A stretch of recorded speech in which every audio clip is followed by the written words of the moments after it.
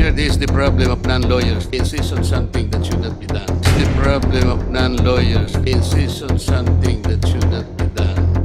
Kanina si Raul Manuel na ngayon ay congressman. Nandyan ngayon sa lower house. Kabataan party list yan siya under the party list system. And you said during the last hearing na kasama mo yan, nagre-recruit ng mga estudyante sa UP para maging armado. Dapat bang mananagot si Raul Manuel ito sa ginagawa niyang recruitment sa mga kabataan? Siyempre naman, sir. I suggest, sir, that we invite Raul Manuel, these people, Castro, Franz Castro, and who else? Basta yung mga party list po ng Makabayan Bloc, baka sabihin nila one-sided yung story. Di, alika dito, Raul, at mag-usap tayo ng mga pinagagagawa natin noon, sir. Mga pinapamahagi ng mga pamphlets sa ganitong mga di umano'y Youth Leadership Summit tsaka Information Education Campaign. Ayun, Madam Chair, ang sabi po dyan, kapag nagsuot ka lang ng flag na may nakasulat na Serve the People, di ba, Madam Chair, napakagandang pakinggan, pero para po sa DepEd, Madam Chair, ang mga nagsusuot daw ng ganon dapat i-report sa DepEd. At bahagi po ng paggamit nila ng confidential fund ay pagpapakalat ng ganitong napaka-malicious na kaisipan, Madam Chair. And given that we already have a Supreme Court ruling na nagsasabing nakakapahamak sa buhay na ating mga bata, mga kabataan, ang ganitong mga tipo ng propaganda, Madam Chair, it seems na para pala sa DepEd, accomplishment ang pagpapahamak ng buhay ng mga estudyante at ng mga teacher.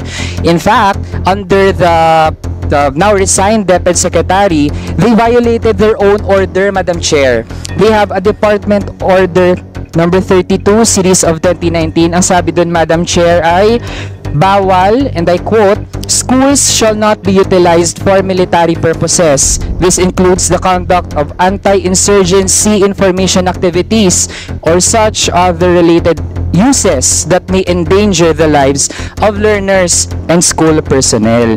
So, Madam Chair, lumala yung education crisis, yes, pero 30 seconds. Yun pa ang naging paggamit ng DepEd confidential funds, Madam Chair. Madam Chair, you will allow me this because you allowed him to speak about DepEd, which is not related to OVP. According to Kate and Ida, the former secretary of the CPP-NPA's Sub-Regional Committee 5, revealing concerning associations of Representative Raul Manuel with the NPA units in Southern Mindanao, alleging that he visited Madam Chair, point of order. City Board, Barangay Daguhoy, Talinga, Norte in 2017. And his alleged connections with the CPP-NPA coupled with the recruitment activities involving Kabataan Party List. Rendell, who was missing for 11 months and killed her point of order, Madam Chair. And came home in a coffin. Yung sinasabi po ng ating Vice President ay allege. So, ang ibig sabihin niyan, marites or galing yan sa chismis. Okay, so, hindi natin pwede sa Madam Chair, ang Office of the Vice President. Let Chair rule. So, yes, we will take note of the request of our Madam Vice President. Let's stick to our topic. We're talking of facts. Only in the intent. We're not talking about hypothetical situations here. We're not supposed to be getting facts out of speculations. We cannot speculate on the questions that should be asked and answered. This will not benefit the committee, Mr. Chair. Thank you very much. Thank you. Noted, Congressman Marcoleta. Please Mr. continue with the... Mr. Chair.